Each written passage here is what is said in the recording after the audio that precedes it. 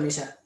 चलो रिकॉर्डिंग है स्टार्टेड। चलो हाँ, तो ये क्वेश्चन सबको समझ में आया कि अगर पोटेंशियल एनर्जी गिवन है तो वहां से फोर्स का एक्सप्रेशन कैसे फाइंड आउट करेंगे। अच्छा अब सॉरी सर गलती, कोई बात नहीं, अब गलती भी कर लिया तो क्या मैं थोड़ी तुमको तुम्हारे स्क्रीन के अंदर मारूंगा। गलती हो गई तो ठीक है, उसको ठीक कर लो बस। हाँ तो हमारे पास ये आ गया। ए वेदाश्री, मेरा ब्लैक बोर्ड गंदा नहीं करेंगे। हाँ तो हमें ये समझ में आ गया कि कभी भी u का एक्सप्रेशन गिवन है, कुछ भी एक्स वाई जेड में कुछ भी फंक्शन गिवन है एक्स वाई जेड पे, तो हम वहां से फोर्स का वैल्यू फाइंड आउट कर सकते हैं। फोर्स का वैल्यू अपने को मिल जाएगा। अच्छा अगर मेरे को फोर्स का वैल्यू मिल गया, मोहम्मद नहीं करो, अगर हमें फोर्स का वैल्यू मिल गया, अब फोर्स का वैल्यू क्या आ गया, फोर्स जो है वो ऐसा लिख देते हैं। मान लो ऐसा है कि फोर्स जो है ना वो सिर्फ एक्स का फंक्शन है, मतलब वाई और जेड कांस्टेंट है, तो फोर्स का सिर्फ एक्स कॉम्पोनेंट होगा और वो भी क्या हो जाएगा, D you upon D x. ऐसा मान ले रहे हैं कि सिर्फ एक्स कॉम्पोनेंट है फोर्स का, सिर्फ एक्स कॉम्पोनेंट है। अगर सिर्फ एक्स कॉम्पोनेंट है तो फोर्स को क्या लिख सकते हैं, माइनस में D you upon D x लिख सकते हैं। ये फोर्स हो गया हमारे पास। अच्छा अब अपने को क्या करना है, अगर मेरे को चाहिए कि इक्विलिब्रियम होना है, इक्विलिब्रियम होने के लिए ये बोल सकते हैं क्या कि D you upon D x का वैल्यू जीरो होना चाहिए, क्योंकि अगर D you upon D x का वैल्यू जीरो हो गया, अगर D you upon D x का वैल्यू जीरो हो गया इसका मतलब फोर्स जीरो हो गया। तो जब भी D you upon D x का वैल्यू जीरो से इक्वेट कर देंगे इसका मतलब वो इक्विलिब्रियम का कंडीशन हो गया कि वहां पे फोर्स जीरो हो गया। अब ये जो D you upon D x का एक और बार डिफरेंशिएशन करेंगे ना, अब तुमको अगर याद हो मैक्सिमा मिनिमा कंसेप्ट, अपन क्या करते थे, पहली बार डिफरेंशिएट करने के बाद जो आता था उसको जीरो से इक्वेट करके ये फाइंड आउट करते थे कि x का ऐसा कौन सा वैल्यू रखेंगे कि मैक्सिमा बनेगा मिनिमा बनेगा। अब मैक्सिमा बनना होता था मिनिमा बनना होता था वो डबल डिफरेंशिएशन से पता चलता था। तो आप ऐसा करना, d2u upon D x square solve करना, d2u upon D x square solve करना। अगर इसका वैल्यू पॉजिटिव है, पॉजिटिव मतलब होता था, अगर मैं गलत हो तो मेरे को बताना, पॉजिटिव मतलब होता था वो स्टेबल इक्विलिब्रियम, पॉजिटिव मतलब स्टेबल इक्विलिब्रियम होता था ना,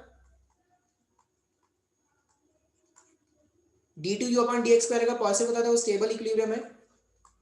d2u upon D x square अगर जीरो होता है तो वो न्यूट्रल कंडीशन होता था, और d2u upon D x square अगर नेगेटिव होता है तो वो अनस्टेबल इक्विलिब्रियम होता है। किसी को याद है क्या ये सर, ये मैंने सही लिखा है ना, मेरे को इसमें कंफ्यूजन है पॉजिटिव और नेगेटिव वाले में। अरे नोट्स में देख लो ना, वर्क एनर्जी थ्योरम वाला चैप्टर का नोट्स में होगा, d2u upon D x square positive, positive बराबर है सर, बराबर है ना। हाँ सही है सर। चलो सही है, तो सही है। तो d2u अपॉन, अब अपने पास तीन तरह की इक्विलिब्रियम होते हैं, तीन तरह की इक्विलिब्रियम कैसे कैसे हैं, ऐसा मान लो यहां पर एक ऑब्जेक्ट है, यहां पर अगर ऑब्जेक्ट है, मानो मैंने ऑब्जेक्ट को हल्का सा स्लाइड किया, अब ऑब्जेक्ट को हल्का सा स्लाइड करेंगे तो वो कभी भी अपने ओरिजिनल पोजीशन पर वापस नहीं आ पाएगा। तो इस तरह की इक्विलिब्रियम को बोलते हैं अनस्टेबल इक्विलिब्रियम, अनस्टेबल इक्विलिब्रियम। यहां पर अगर तुम ऑब्जेक्ट को हल्का सा स्लाइड करोगे, डिस्प्लेस करके छोड़ दोगे तो घूम घूम के वापस यहीं पर आ जाएगा, तो ये हो गया स्टेबल इक्विलिब्रियम। और अगर यहां से अगर तुमने रिलीज किया तो कोई फर्क पड़ा ही नहीं, तो कोई फर्क नहीं पड़ा तो वो क्या हो जाएगा, वो हो जाएगा न्यूट्रल इक्विलिब्रियम। तो तीन तरह का इक्विलिब्रियम है, unstable equilibrium, stable equilibrium, neutral equilibrium. अब पहचान क्या है, ये पहचान है, d2u upon D x square अगर पॉजिटिव है तो वो स्टेबल इक्विलिब्रियम है, d2u upon D x square अगर नेगेटिव है तो वो अनस्टेबल है, और d2u upon D x square अगर जीरो है तो वो न्यूट्रल है। एक क्वेश्चन एग्जाम में आया हुआ है, क्वेश्चन ऐसा कुछ था, potential energy as a function of R उन्होंने दे रखा था, a r to the power 12 plus b r to the power 6, ऐसा कुछ उन्होंने दे रखा था। सर वॉइस लैग हो रही फिर से। वॉइस लैग हो रही है, देखो रिकॉर्डिंग जाएगा ना आपके पास, अगर रिकॉर्डिंग जाएगा तो रिकॉर्डिंग थोड़ा बहुत ध्यान से देखना, नहीं तो फिर अगर कुछ नहीं समझ में आया तो मेरे को मैसेज करके बोलना, मैं दोबारा उसको बता दूंगा, क्योंकि थोड़ा बहुत लैग होगा ही, क्योंकि अभी एक तो रात का टाइम है, नेटवर्क ऐसे ही खराब होता है। वहाँ घर पे मेरे अच्छा नेटवर्क रहता था, यहाँ पर नेटवर्क थोड़ा खराब रहेगा। अच्छा जो भी है छोड़ो छोड़ो।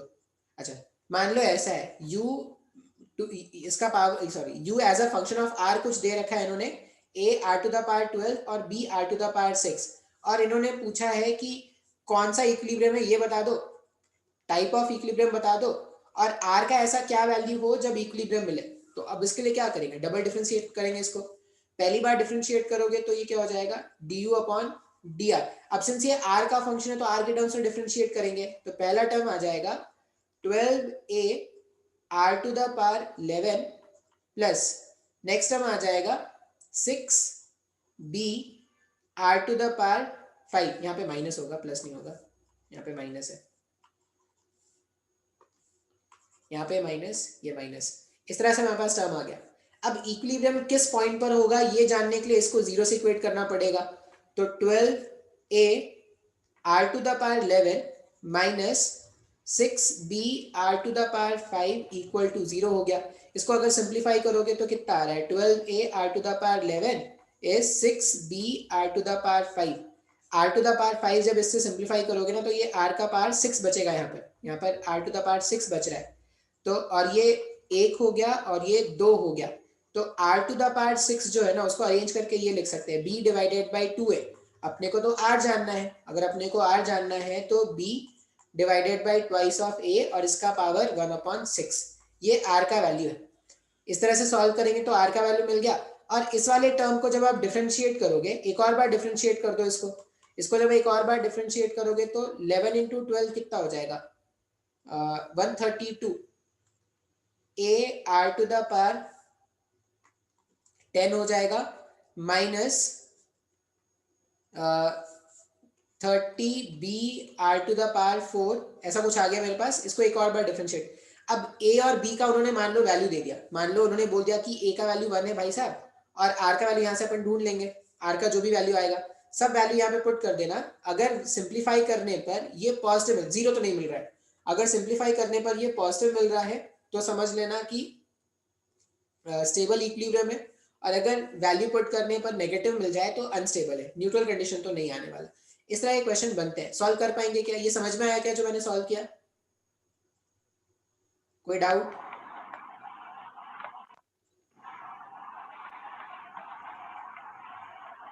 कोई कुछ बोलना चाह रहा है क्या, किसी को कोई डाउट है? साथ कुछ बोलना चाहते हो क्या, साथ स्नेहल? नहीं सर। नहीं, ठीक है। तो ये पूरा जो हमने अभी पढ़ा ना, अब बोलोगे सर आपने जब एसएचएम पढ़ाया था तो ये सब तो कहीं पढ़ाया ही नहीं था, आपने तो एसएचएम में सीधा फोर्स से स्टार्ट किया, इक्वेशन डिराइव किया था। अब उस समय ये सब क्यों नहीं पढ़ाते थे, क्योंकि ये सब वर्क एनर्जी थ्योरम का लास्ट वाला टॉपिक है। अगर तुम देखोगे ना तो वर्क एनर्जी थ्योरम का जो लास्ट का टॉपिक है ये यही था, और यहीं से कंटिन्यू होगा एसएचएम, यहीं से हम क्या करेंगे, चैप्टर को लिंक करेंगे एसएचएम से। क्यों? क्योंकि एसएचएम जो है वो एग्जाम्पल है स्टेबल इक्विलिब्रियम का। जहां कहीं पर भी स्टेबल इक्विलिब्रियम सेटिस्फाई होगा वहां पर आपको क्या मिलेगा, वहां पर एसएचएम के क्वेश्चन आ सकते हैं। तो हमेशा याद रखना, जब भी तुमको क्वेश्चन में दिखे स्टेबल इक्विलिब्रियम ऐसा कोई वर्ड मिले, इसका मतलब जो नेक्स्ट क्वेश्चन होगा वो एसएचएम इंक्लूड करके, एसएचएम को मिला करके होगा। अब एसएचएम में मैंने आपको क्या बताया कि एसएचएम अगर कराना है किसी भी पार्टिकल को तो जो फोर्स अप्लाई करेंगे वो माइनस ऑफ के, जो फोर्स अप्लाई करेंगे वो माइनस ऑफ के इंटू एक्स के ऑर्डर का होना चाहिए। अच्छा, अब ये जो फोर्स है, ये जो फोर्स है इसको जब हम ब्रेक करके लिखेंगे तो फोर्स को ब्रेक करके क्या लिख सकते हैं, mass into acceleration is equal to minus of K times of x. इसका मतलब acceleration can be written as minus of k upon m times of x। अब ये जो k upon m है, ये जो k upon m है, k भी कांस्टेंट है, m भी कांस्टेंट है। a यहाँ पर a stands for acceleration of particle, जो भी पार्टिकल जो SHM एग्जीक्यूट कर रहा है उसका acceleration है, और x उसका पोजीशन है, x पार्टिकल का पोजीशन है, बेसिकली मीन पोजीशन से वो कितने दूर है वो x का वैल्यू होगा। अब ये जो k अपॉन m है ये कांस्टेंट है, और इस कांस्टेंट को मिला करके ओमेगा स्क्वायर के इक्वल लिखते हैं, जहां पर आगे जाके पता चलता है कि ये जो ओमेगा होता है ये एंगुलर फ्रीक्वेंसी, ये जो ओमेगा है वो एंगुलर फ्रीक्वेंसी के इक्वल होता है। मतलब अगर मेरे को ओमेगा पता है तो हम यहाँ से फ्रीक्वेंसी फाइंड आउट कर सकते हैं। तो ओमेगा को हम ये भी लिख सकते हैं रूट ओवर ऑफ के अपॉन एम। हमेशा याद रखेंगे के स्प्रिंग कांस्टेंट नहीं है, ये गलती मत करना। मैं बार बार बोलता हूँ कि अपने फिजिक्स में कांस्टेंट्स की भारी कमी है, तो एक जैसे कांस्टेंट्स आपको बार बार दिखेंगे। के यहाँ पर जो है वो एसएचएम कांस्टेंट है, के यहाँ पर SHM constant, SHM constant divided by mass कर दोगे रूट ओवर के साथ, तो वो तुमको ओमेगा का वैल्यू दे देगा। अब यही से ना बहुत बार तुम देखना बहुत सारे जो बुक्स होते हैं ना वो यहाँ से एसएचएम का डेफिनेशन बना देते हैं। वो क्या बोल देते हैं, ऐसा मोशन, किसी भी पार्टिकल का ऐसा मोशन जिसमें एक्सेलरेशन, पार्टिकल का एक्सेलरेशन और पार्टिकल का डिस्प्लेसमेंट हमेशा एक दूसरे के ऑपोजिट डायरेक्शन में। जैसे एक्सेलरेशन माइनस ऑफ के upon m times of x है, तो ये माइनस क्या बताता है, माइनस तो डायरेक्शन के लिए होता है। तो एक्सेलरेशन और डिस्प्लेसमेंट हमेशा एक दूसरे के ऑपोजिट, ऐसा कोई भी मोशन जिसमें एक्सेलरेशन और डिस्प्लेसमेंट एक दूसरे के ऑपोजिट ऑपोजिट दिखेंगे, उस तरह के मोशन को एसएचएम बोलते हैं। जनरली जो साइड बुक्स होते हैं ना वो इस तरह का डेफिनेशन लिखते हैं, तो आप ये भी याद रख सकते हो। अच्छा, अब मेरे पास एक्सेलरेशन का इक्वेशन ऐसा आ गया माइनस ऑफ के अपॉन एम इंटू एक्स। अब ये के अपॉन एम को हम क्या करेंगे, ओमेगा स्क्वायर मान के लिखेंगे, तो हमारे पास ऐसा कुछ आ गया माइनस ऑफ के अपॉन एम इंटू एक्स। अच्छा, फिर ना मैं आपको ना एसएचएम की कुछ कुछ पुरानी बातें थोड़ा याद दिला दूं, कोई पर्टिकुलर केस इस बार नहीं समझाने वाला। मीन पोजीशन, कभी भी अगर कोई तुमको बोले कि मीन पोजीशन क्या है, तो मीन पोजीशन वो पोजीशन है जहां पर नेट फोर्स जीरो है। नेट फोर्स जीरो हो गया मतलब एक्सेलरेशन जीरो हो गया, एक्सेलरेशन जीरो हो गया मतलब वेलोसिटी क्या हो गया, मैक्सिमम हो गया। तो ये मीन पोजीशन की पहचान है। मीन पोजीशन मतलब नेट फोर्स जीरो हो गया, नेट फोर्स जीरो बोल दो, या बोल दो कि सिस्टम का नेट एक्सेलरेशन जीरो है, ये बोल दिया। या ये बोल दो कि पार्टिकल का जो वेलोसिटी है वो क्या हो जाएगा, वो मैक्सिमम हो जाएगा, ये भी बोल सकते हैं। अच्छा, फिर ये मीन पोजीशन। अब इस वाले एंड वाले पॉइंट को क्या बोलते हैं, एक्सट्रीम पॉइंट या एक्सट्रीम पोजीशन। अब एक्सट्रीम पोजीशन पे क्या क्या याद रखेंगे, फोर्स जो है रेस्टोरिंग फोर्स यहाँ पर मैक्सिमम होता है, ये याद रखना। रेस्टोरिंग फोर्स मैक्सिमम है मतलब एक्सेलरेशन जो है वो मैक्सिमम है। एक्सेलरेशन मैक्सिमम है इसका मतलब क्या हो गया, वेलोसिटी जो होगा वो जीरो होता है। तो एक्सट्रीम पॉइंट पर वेलोसिटी जो है वो जीरो है। अच्छा, और क्या बोलते हैं, मीन पोजीशन से एक्सट्रीम पोजीशन की जो दूरी होती है उसको बोलते हैं एम्पलीट्यूड। और मीन पोजीशन, कभी भी अगर मैं पोजीशन डिफाइन करता हूं, हमेशा समझ लेना कि एसएचएम अगर पढ़ रहे हैं तो मीन पोजीशन रेफरेंस पॉइंट है। रेफरेंस पॉइंट को ही हम रेफरेंस पॉइंट से ही हम क्या करेंगे, कोई भी उसका डिस्प्लेसमेंट बताएंगे। तो कभी भी पार्टिकल का इंस्टेंटेनियस डिस्प्लेसमेंट आप देखोगे कि मीन पोजीशन से वो कितने दूरी पर है, वो उसका इंस्टेंटेनियस डिस्प्लेसमेंट है। ये जो एक्स यहाँ पे लिख रहे हैं वो उसका इंस्टेंटेनियस डिस्प्लेसमेंट है। अब ये सब डेफिनेशन मैंने आपको क्यों बताया, क्योंकि अपने को, मेरे पास इस एसएचएम वाले चैप्टर में ना टोटल 6 रिलेशन होते हैं, और 6 रिलेशन में आपको एग्जाम्स में क्वेश्चन मिलेंगे। जैसे पहला रिलेशन हो गया कि एक्सेलरेशन जो है वो माइनस ऑफ, एक्सेलरेशन जो है वो क्या है, minus of omega square times of x हो गया। ये एक्सेलरेशन का वैल्यू हो गया हमारे पास। ठीक है, हम इस एक्सेलरेशन को तोड़ के ऐसा भी तो लिख सकते हैं, dv v dv upon dx, acceleration के प्लेस में मैंने ये लिख दिया equals to minus of omega square times of x। अब ये dx वाले टर्म को अगर मैं उधर भेज दूं, फिर से तुमको कोई डेरिवेशन याद नहीं रखना, तुमको सिर्फ एंड रिजल्ट्स जानना है। Omega square x dx, v dv is equal to minus of omega square x dx, integrating both side. इधर भी इंटीग्रेशन लगा दिया और इधर भी इंटीग्रेशन लगा दिया। अब इंटीग्रेट करने के लिए तुमको लिमिट्स पता होना चाहिए। कैसे लिमिट्स पता रहेगा, अपने को ये पता है कि जब x का वैल्यू एम्पलीट्यूड है, जब x का वैल्यू एम्पलीट्यूड है उस समय पार्टिकल का वेलोसिटी जीरो है। ये अपने को पता है, एक्सट्रीम पॉइंट है पार्टिकल का वेलोसिटी जीरो है। किसी भी रैंडम x पर पार्टिकल का जो वेलोसिटी v होगा वही तो कैलकुलेट करना चाहते हैं, तो लिमिट्स इस तरह से पुट कर दिया। v dv का जब आप इंटीग्रेशन करोगे तो वो हो जाएगा v स्क्वायर डिवाइडेड बाई 2। सिर्फ अपर लिमिट्स में वैल्यू आएगा, लोअर लिमिट तो कुछ आना नहीं है। माइनस में ओमेगा स्क्वायर एक्स डीएक्स का इंटीग्रेशन करोगे तो एक्स स्क्वायर बाई 2 होगा। अपर लिमिट पुट किया x square, minus lower limit put किया a square divided by 2, this 2 will get cancel from this 2, तो v स्क्वायर का वैल्यू ऐसा आ रहा है omega square a square minus x square.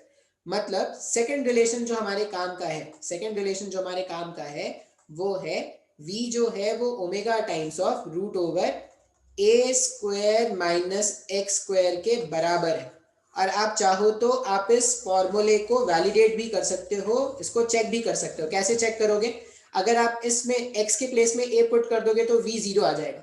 x के place में a put करने का मतलब है कि हम एक्सट्रीम पॉइंट पर चले गए और एक्सट्रीम पॉइंट पर पार्टिकल का वेलोसिटी जीरो आता ही था। मीन पोजीशन पर अगर आप x वैल्यू जीरो पुट कर दोगे तो ओमेगा टाइम्स ऑफ a, ये याद रखना, v मैक्स जो मैक्सिमम वेलोसिटी एसएचएम में होता है, बहुत बार क्वेश्चन डायरेक्टली पूछा गया है, मेन मेडिकल के एग्जाम में डायरेक्टली पूछा जाता है मैक्सिमम वेलोसिटी पे क्वेश्चन। कभी भी अगर मैक्सिमम वेलोसिटी कैलकुलेट करना है तो वो ओमेगा टाइम्स ऑफ एम्पलीट्यूड होता है। अगर किसी तरह से ओमेगा मिल जाए और किसी तरह से एम्पलीट्यूड पता चल जाए तो ओमेगा इंटू एम्पलीट्यूड का जो प्रोडक्ट होता है वही मैक्सिमम वेलोसिटी है, वी मैक्स। अच्छा, ये वी मैक्स का वैल्यू हो गया। अब उसके बाद देखो, वी मैक्स का वैल्यू अपने को मिल गया। अब उसके बाद क्या करते हैं, एक बार वी मैक्स का वैल्यू आ गया तो अब वी मैक्स को सॉल्व करके ना एक्स और टी में रिलेशन फाइंड आउट करते हैं। अब वो इक्वेशन, वो डिफरेंशिएशन थोड़ा कॉम्प्लिकेटेड है, साइन इनवर्स का टर्म आ जाता है, तो वो डिफरेंशिएशन करके मैं नहीं बता रहा, मैं डायरेक्टली आपको रिजल्ट बता देता हूं। ऐसा लिखते हैं, x is equal to a sine omega T plus five. ये स्टैंडर्ड एसएचएम का इक्वेशन होता है, डिस्प्लेसमेंट टाइम रिलेशन। किसी भी एसएचएम का जो डिस्प्लेसमेंट टाइम रिलेशन जो स्टैंडर्ड होता है वो यही है और इसी को बार बार यूज करेंगे। फेजर जो है पूरा पूरा ये इक्वेशन का खेल है भाई साहब। अगर आपको ये इक्वेशन समझ में आ जाएगा तो आप फेजर आराम से समझ लोगे। अब ये जो x यहाँ पर लिखा है, x क्या है? x है instantaneous displacement, x is instantaneous displacement. a क्या है? a है मैक्सिमम एम्पलीट्यूड या मैक्सिमम डिस्प्लेसमेंट, या इसको एम्पलीट्यूड बोल रहे हैं। ओमेगा जो है वो या तो 2 पाई टाइम्स ऑफ फ्रीक्वेंसी लिख दो या इसको आप 2 पाई टाइम्स ऑफ टाइम पीरियड भी लिख, 2 पाई डिवाइडेड बाय टाइम पीरियड ये भी लिख सकते हो। फाई क्या है? अच्छा, ये फाई वाला टर्म समझना बहुत जरूरी है। फाई को बोलते हैं, ये हो जाएगा इनिशियल फेज, यहाँ पे फाई नॉट भी लिख सकते हैं। फाई नॉट जो है वो है इनिशियल फेज और omega T plus five, omega T plus phi naught, इसको कलेक्टिवली क्या बोलते हैं? फेज बोलते हैं। अब ये फेज का ज्ञान क्यों जरूरी है और कैसे ये अपने को हेल्प करता है वो समझते हैं। हम एक नॉर्मल एसएचएम ले लेते हैं। अच्छा ना, ये सारी बातें ना तुमको नई नहीं लगेगी, ऐसा कुछ भी नया नहीं होगा। हो सकता है बस तुम चीजें को भूल गए होगे लेकिन तुमको सब कुछ पुराना ही लगने वाला है। ये ए है, ये माइनस ए है। मान लो मैं बोल रहा हूँ कि किसी इंस्टेंट ऑफ टाइम पर जो हमारा पार्टिकल था वो यहाँ कहीं पर था, a/2 पर। मैंने पार्टिकल का पोजीशन तुमको बता दिया कि जो पार्टिकल जो एसएचएम कर रहा है ना वो a/2 पर है। अब तुम बोलोगे ठीक है सर a/2 पर है, ये तो समझ में आया, लेकिन a/2 पर ये जो पार्टिकल है ये तो दो बार हो सकता है। a/2 पर पार्टिकल इधर जाते वक्त भी हो सकता है और a/2 पे पार्टिकल आते वक्त भी हो सकता है। तो ये कौन सा पोजिशन है? a/2। अब सिर्फ a/2 अगर मैं इंफॉर्मेशन दे दूं तो वो इंफॉर्मेशन इनकम्प्लीट है। तो कंप्लीट इंफॉर्मेशन कैसे होगा? कंप्लीट इंफॉर्मेशन तब होगा जब आपको फेज का नॉलेज हो जाए। अगर आपको फेज किसी ने बता दिया ना तो आप उसका इंफॉर्मेशन कंप्लीटली बता दोगे कि हाँ भाई वो किधर है। जैसे हमेशा अब अपने को याद क्या रखना है, जब पार्टिकल अपने मीन पोजीशन पर है तो उसका फेज जो है वो है जीरो है। फिर मीन से चल के जब वो पहली बार एम्पलीट्यूड को पहुंचेगा, ये राइट साइड के एम्पलीट्यूड को पहुंचेगा तो उसका फेज जो हो जाएगा वो पाई/2 से बढ़ जाएगा। अब तुम कुछ होता होगा फेज, अपने को नहीं जानना है, अपन तो बस ये सिंपल सा टर्म याद रखेंगे क्या, कि जब पार्टिकल मीन पोजीशन से स्टार्ट किया, पार्टिकल जब मीन पोजीशन से स्टार्ट किया तो उसका फेज जीरो है। जब वो चलता चलता पॉइंट पहली बार एम्पलीट्यूड को टच किया तो पाई/2 हो गया। फिर जब वो घूम के वापस से मीन पर आएगा उस समय इसका फेज जो हो गया वो पाई का हो गया। फिर ये घूम के जब -a तक पहुंचेगा तो इसका फेज 90 डिग्री से फिर बढ़ा दो तो 3 पाई/2 हो गया। और जब ये घूम के वापस से मीन पोजीशन पर आ गया तो यहाँ पर अब फेज कितना हो गया? 2 पाई हो गया। अब फिर से जब ये 2 पाई से इधर जाएगा तो 2 पाई प्लस पाई/2, तो अब क्या हो जाएगा इसका फेज? अब इसका फेज हो जाएगा 5 पाई/2 एंड सो ऑन, इस तरह से बढ़ता रहेगा। तो जो पार्टिकल अब ये जब एसएचएम कर रहा है ना तो तुम इसका फेज हमेशा बता सकते हो। ये सॉरी जो फेज आपको होगा वो इसके पोजीशन को आपको हमेशा बताएगा। जैसे मैंने बोला कि पार्टिकल जो था वो एसएचएम एग्जीक्यूट कर रहा था और मैंने देखा कि पार्टिकल का फेज मेरे को मिल रहा है 210 डिग्री का। अब तुम सीधा देखो, अच्छा 210 डिग्री 210 डिग्री 180 और 180 और 270 के बीच में आता है। तो 180 और 270 के बीच में आता है मतलब डेफिनेटली पार्टिकल जो है वो मीन पोजीशन से एक्सट्रीम लेफ्ट वाले एक्सट्रीम की तरफ जा रहा है। तो अगर तुमको फेज का वैल्यू पता चल जाए तो तुम पोजीशन, अब पोजीशन कैसे बताओगे? तो ये वैल्यू मैंने बता दिया omega T plus five, omega T plus five मैंने 210 बता दिया। तो अगर तुम ए साइन 210 का वैल्यू सॉल्व कर लोगे तो तुमको इंस्टेंटेनियस पोजीशन भी मिल जाएगा।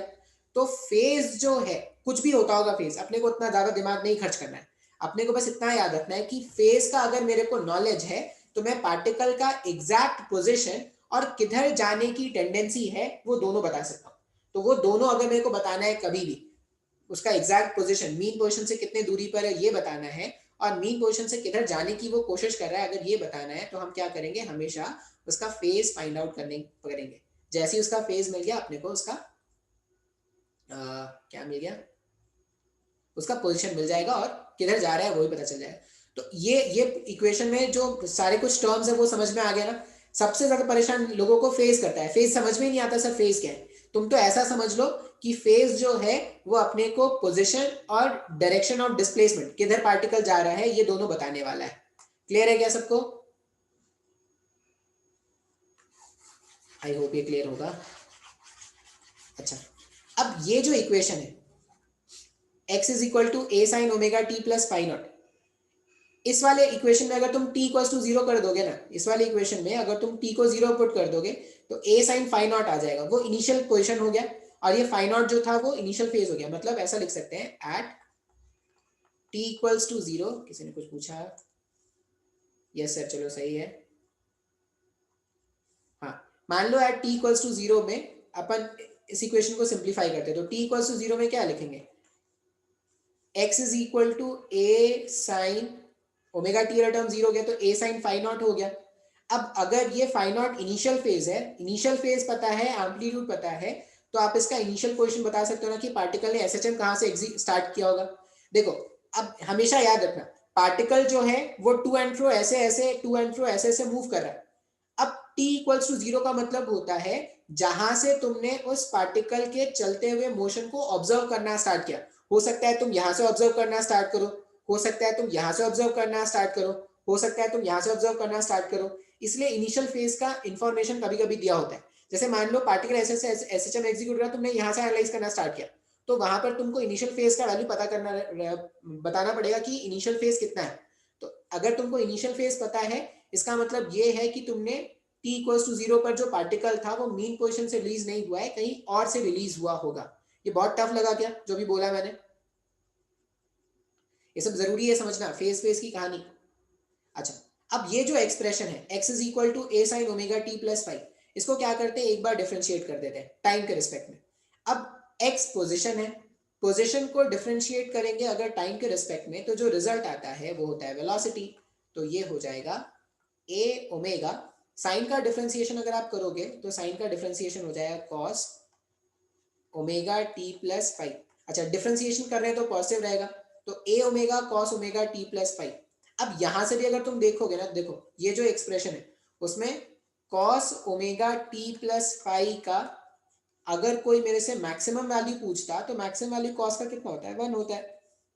तो अगर cos omega T plus five का मैक्सिमम वैल्यू 1 पुट कर दोगे तो यहां से भी आपको वी मैक्स का वैल्यू जो है वो ए ओमेगा मिलेगा। तो वेलोसिटी का मैक्सिमम वैल्यू कभी भी एसएचएम में अगर कैलकुलेट करना है तो वो ए ओमेगा होता है, ठीक है। फिर मेरे पास वेलोसिटी और टाइम का एक रिलेशन है। अब वेलोसिटी और टाइम के रिलेशन को अगर एक बार डिफरेंशिएट कर दे तो एक्सेलरेशन मिल जाएगा, तो इसको डिफरेंशिएट कर दो तो एक्सेलरेशन हो जाएगा ए ओमेगा कांस्टेंट था बाहर निकाल दिया, cos omega T plus five का डिफरेंशिएशन करेंगे तो कॉस का डिफरेंशिएशन हो गया साइन, और कॉस का डिफरेंशिएशन तो माइनस में लिखेंगे तो माइनस में A omega sine omega T plus five ये लिख सकते हैं। और ओमेगा टी प्लस फाइव का जब डिफरेंशिएशन करेंगे तो एक टर्म इधर आ जाएगा। अब साफ साफ अगर आप ये इक्वेशन को देखोगे ना तो माइनस ए मैंने बाहर सर ये ओमेगा स्क्वायर माइनस में मैंने बाहर रहने दिया, A sine omega T plus five, ये तो एक्स था, इसका मतलब एक्सेलरेशन जो है वो माइनस में ओमेगा स्क्वायर इंटू एक्स के बराबर आ रहा है। अब जहां से स्टार्ट किया था घूमकर वापस वहीं पर आ गया, इसका मतलब बीच में जो स्टेप्स होंगे वो सारे सही होंगे, तभी तो हमने जहां से स्टार्ट किया था घूम के वहीं पर वापस आ गए। तो मेरे पास एक्सेलरेशन और एक्स का एक रिलेशन इस तरह से आ गया है। अच्छा, तो अभी मैंने आपको 5 रिलेशन बता दिया। कौन कौन से रिलेशन? एक्स और टी का रिलेशन है ये, v और t का रिलेशन मिल गया अपने पास, a और x का रिलेशन मिल गया, फिर हमने अभी देखा था एक्सेलरेशन और टाइम का, ये फोर्थ रिलेशन है, और हमने ये भी देखा था v जो है वो omega root over of a square minus x square के बराबर होता है। अच्छा, अभी एक्सेलरेशन और वेलोसिटी में भी एक रिलेशन है। एक्सेलरेशन और वेलोसिटी में रिलेशन कैसे फाइंड आउट करेंगे? तो यहां से कैलकुलेट करते हैं।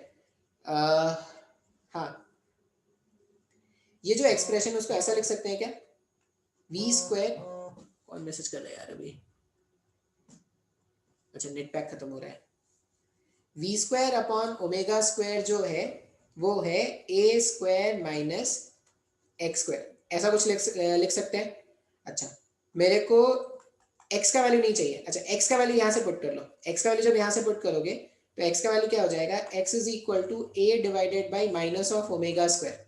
तो x का स्क्वायर अगर पुट करेंगे तो कितना हो जाएगा, x का स्क्वायर हो गया a square upon omega to the power 4। तो एक्स स्क्वायर के प्लेस में ये पुट कर दो, तो वी स्क्वायर। अब कौन लिख रहा है, इंद्रियानी क्यों लिख रहे हो आप, V square omega square equals to A square minus में acceleration square divided by omega to the power 4। ये हमारे पास v और a का रिलेशन हो गया। तो पूरा का पूरा एसएचएम जो है ना वो इन 6 कहानियों पर बेस्ड है। ये 6 इक्वेशन अगर जिसको समझ में आ गए, या 6 जो रिलेशंस है उसको समझ में आ गए, उससे कम से कम ये जो कैलकुलेशन वाले क्वेश्चन होंगे। देखो, एसएचएम का 2 पार्ट है, एक तो ये इस तरह के कैलकुलेशन जिसमें आएंगे जिसमें आपको फॉर्मूलाज को यूज करना पड़ेगा, और दूसरा थोड़ा बहुत कंसेप्ट वाला होगा। तो कंसेप्ट वाला थोड़ा आसान होता है, अगर एक बार आपने वो समझ गया कि किस तरह से फाइंड आउट करते हैं। ये थोड़ा याद रखना मुश्किल होता है, इसलिए जिस तरह से मैंने याद कर रखा है वैसे ही आपको याद रखना पड़ेगा। अच्छा, अब इसमें ना बात कर लेते हैं थोड़ा थोड़ा एनर्जी के बारे में। Running out of time, 10 minute meeting खत्म हो जाएगा तो और लिंक नहीं भेजूंगा, इतना ही पढ़ाऊंगा। फिर थोड़ा एनर्जी के बारे में बात कर लेते हैं। एनर्जी, अब एनर्जी में कौन सा एनर्जी, तो मैकेनिकल एनर्जी के बारे में बात करेंगे। तो मैकेनिकल एनर्जी के बारे में, अच्छा इन सबका ना ग्राफ भी है, सबका ग्राफ भी मैंने बताया होगा, तो एक बार ग्राफ आप देख लेना कि कैसे ग्राफ बनाते हैं। वही स्टैंडर्ड ग्राफ है जो बनाने होते थे, तो ग्राफ आप देख लेना। कभी कभी डायरेक्टली पूछ लेते हैं कि ग्राफ बता दो भाई। काइनेटिक एनर्जी अगर अपने को फाइंड आउट करना है, काइनेटिक एनर्जी, तो काइनेटिक एनर्जी के लिए हम क्या बोलते हैं, काइनेटिक एनर्जी के लिए अपने को तो बस यही करना है sir, half m v square. अब कभी भी काइनेटिक एनर्जी अगर आपको जानना है as a function of x, displacement का फंक्शन अगर काइनेटिक एनर्जी जानना है तो हाफ एम तो ये रखना चाहिए। v का वैल्यू x के टर्म्स में क्या है, v का वैल्यू x के टर्म्स में ये था, उसका स्क्वायर कर दोगे तो omega square a square minus x square ये आ जाएगा। अब m ओमेगा स्क्वायर अगर आप सिंप्लीफाई करोगे, देखो ऐसा लिखते हैं, हमने ये देखा था कि क्या वैल्यू था, k अपॉन m जो है वो ओमेगा स्क्वायर के इक्वल आया था, यहीं से स्टार्ट किया था हमने सब कुछ। तो m omega square is equal to k। तो kinetic energy as a function of x can be written as half k a square minus x square. ये kinetic energy as a function of x का formula है। अब जहां पर speed का value maximum होगा वहां पर काइनेटिक एनर्जी मैक्सिमम होगा। तो स्पीड का वैल्यू मैक्सिमम होता है मीन पोजीशन पर, तो मीन पोजीशन पर काइनेटिक एनर्जी मैक्सिमम होगा। तुम एक्स वैल्यू देखो, एक्स वैल्यू जितना बड़ा रखोगे काइनेटिक एनर्जी उतना छोटा हो जाएगा, क्योंकि हाफ के ए स्क्वायर ये सब तो कांस्टेंट है। अच्छा, फिर मान लो मेरे को काइनेटिक एनर्जी कैलकुलेट करना है as a function of time t, तो फिर से क्या लिखेंगे, हाफ एम। अच्छा, v का एक और हमारे पास रिलेशन आया था, वो आया था a omega cos omega T plus phi naught, इसका स्क्वायर कर दो, omega square a square cos square omega T plus pi naught. फिर से m ओमेगा स्क्वायर के प्लेस में k लिख सकते हैं। तो kinetic energy as a function of time कितना आ रहा है, half k a square cos square omega T plus pi naught ये लिख सकते हैं। अब यहाँ पर अगर आप देखोगे तो देखो इसमें भी मैक्सिमम वैल्यू हाफ के a स्क्वायर आएगा। जब x वैल्यू 0 पुट कर दोगे तो काइनेटिक एनर्जी का मैक्सिमम वैल्यू जो आता है मैक्सिमम काइनेटिक एनर्जी जो है वो है हाफ के ए स्क्वायर, इस वाले एक्सप्रेशन से भी देख लो, और कॉस स्क्वायर थीटा का मैक्सिमम वैल्यू कितना होता है, कॉस स्क्वायर थीटा का मैक्सिमम वैल्यू 1 होगा, तो कॉस स्क्वायर थीटा का अगर मैक्सिमम वैल्यू 1 हुआ तो यहाँ से भी काइनेटिक एनर्जी का जो मैक्सिमम वैल्यू आएगा वो क्या हो जाएगा, हाफ के ए स्क्वायर। तो कुछ भी हो जाए, काइनेटिक एनर्जी का फॉर्मूला अगर कभी भी फंक्शन ऑफ एक्स पूछा जाए तो ये यूज कर लेना, और अगर कभी भी फंक्शन ऑफ टाइम पूछा जाए तो ये यूज कर लेना, लेकिन जो मैक्सिमम वैल्यू है वो हाफ के ए स्क्वायर होगा, और इस तरह से फाइंड आउट करेंगे। अच्छा, पोटेंशियल एनर्जी कैसे फाइंड आउट करते हैं,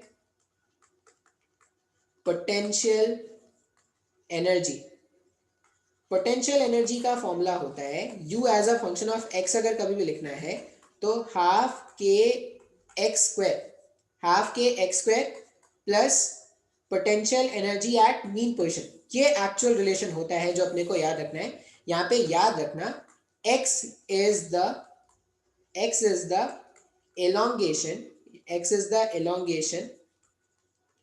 या ये लिखते हैं x is the displacement from mean position, x is the displacement from mean position,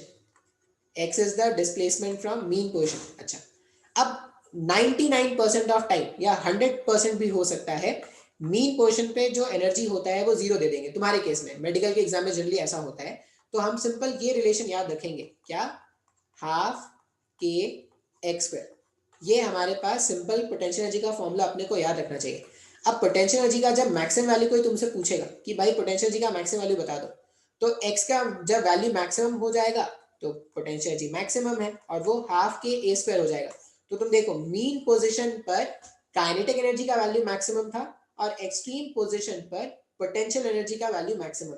अब याद रखने वाली बात क्या है कि पोटेंशियल एनर्जी भी x का और टाइम का फंक्शन होता है। तुम x के प्लेस में a sin ओमेगा t लिख दोगे ना, जैसे यहाँ पर potential energy as a function of time अगर मैं लिखना चाहूँ तो हाफ के x के प्लेस में a sin omega t use कर लो, a square omega square sine square omega t plus 5, तो ये potential energy as a function of time आ जाएगा। अब पोटेंशियल एनर्जी और काइनेटिक एनर्जी दोनों ही टाइम का फंक्शन है, पोटेंशियल एनर्जी भी टाइम का फंक्शन और काइनेटिक एनर्जी भी टाइम का फंक्शन, या पोटेंशियल एनर्जी और काइनेटिक एनर्जी दोनों ही फंक्शंस हैं डिस्प्लेसमेंट के, लेकिन टोटल एनर्जी हमेशा कांस्टेंट होता है। ये हमेशा याद रखना कि एसएचएम में टोटल एनर्जी हमेशा कांस्टेंट होता है और वो हमेशा हाफ के ए स्क्वायर की इक्वल होता है। तो ऐसा एक ग्राफ भी बनाते हैं, ग्राफ कैसा बनाया था हमने, ग्राफ अगर आपको याद हो, नहीं याद है तो याद कर लेंगे ग्राफ क्या था। इस तरह ग्राफ बनाते थे,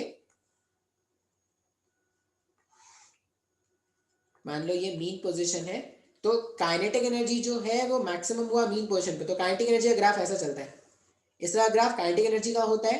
पोटेंशियल एनर्जी का ग्राफ ऐसा होता है, इस तरह ग्राफ पोटेंशियल एनर्जी का होता है, और स्ट्रेट लाइन दोनों को ज्वाइन करता हुआ बना दोगे ऐसा, तो ये टोटल एनर्जी का ग्राफ हो गया। ये जो ग्राफ है, कोई डाउट है क्या, 25 को, क्या 25 को, ऋषभ कुछ बोल रहे हो क्या मेरे को? नहीं सर, वो गलती से लिख दिया। अरे कोई नहीं, गलती से मिस्टेक, ओ बेटा गलती से मिस्टेक, अरे कोई बात नहीं भाई। देखो ये जो है ये टोटल एनर्जी का ग्राफ है, ये हमारे पास काइनेटिक एनर्जी का ग्राफ है, और ये हमारे पास पोटेंशियल एनर्जी का ग्राफ है। अब तुम अगर देखोगे ना तो देखो एक साइकिल में ना काइनेटिक एनर्जी, जैसे ये जो मेरे पास काइनेटिक एनर्जी ग्राफ है, एक साइकिल में काइनेटिक एनर्जी जो होगा वो क्या हुआ, जब पार्टिकल एक्सट्रीम से मीन पोजीशन पहुंचा तो 0 से मैक्सिमम हुआ, और मीन पोजीशन से जब एक्सट्रीम पहुंच रहा है तो वापस से क्या हो गया, मैक्सिमम से 0 हो गया। मतलब काइनेटिक एनर्जी का एक साइकिल एसएचएम के आधे साइकिल में कंप्लीट होता है। ऐसा क्वेश्चन आता है कि if frequency of an SHM, if frequency of an SHM is f, अगर किसी SHM का फ्रीक्वेंसी f है तो काइनेटिक एनर्जी और पोटेंशियल एनर्जी का फ्रीक्वेंसी जो होता है वो ट्वाइस ऑफ f का हो जाता है। टोटल एनर्जी का कोई फ्रीक्वेंसी नहीं है, वो कांस्टेंट है, तो उसका फ्रीक्वेंसी क्या होता है, टोटल एनर्जी का फ्रीक्वेंसी जो है वो तो 0 होता है भाई साहब। तो इतना कुछ अपने को क्या करना पड़ेगा, याद रखना पड़ेगा। तो ये एसएचएम का एक पार्ट है, एसएचएम का सेकंड पार्ट नेक्स्ट वाले लेक्चर में देखेंगे, ठीक है। तो कल रहेगा अपना क्लास। अब देखो कल सुबह सुबह अर्ली मॉर्निंग कर सकते हैं क्या? हाँ सर। हाँ अर्ली सर करो ना। अर्ली मॉर्निंग कितने लोग कर पाएंगे, मतलब कितनों प्रॉब्लम नहीं अर्ली मॉर्निंग, क्योंकि अर्ली मॉर्निंग नेटवर्क बहुत सही रहेगा। सर कल पेपर है सुबह। सर कितने बजे? अर्ली मॉर्निंग 8 बजे कर सकते हैं। ठीक हाँ है सर। सर 8 बजे फिर। 8 बजे कर ठीक सकते है हैं ना सर। Early morning? ठीक है सर। ठीक है ना? किसी और कोई प्रॉब्लम होगा तो मेरे को मैसेज कर देना। कल 8 बजे सर अपन, जल्दी नहीं हो जाता क्या? 8 बजे जल्दी सर हो आप जाता वैसे है। भी रिकॉर्ड तो कर ही रहे हैं लेक्चर। हाँ रिकॉर्ड तो करूंगा ही। 8 बजे ना नेटवर्क सही रहेगा, इसलिए बोल रहा हूँ 8 बजे कर लो।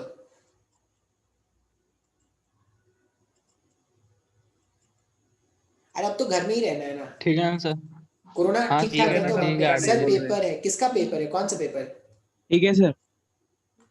ऋषभ कौन सा पेपर है?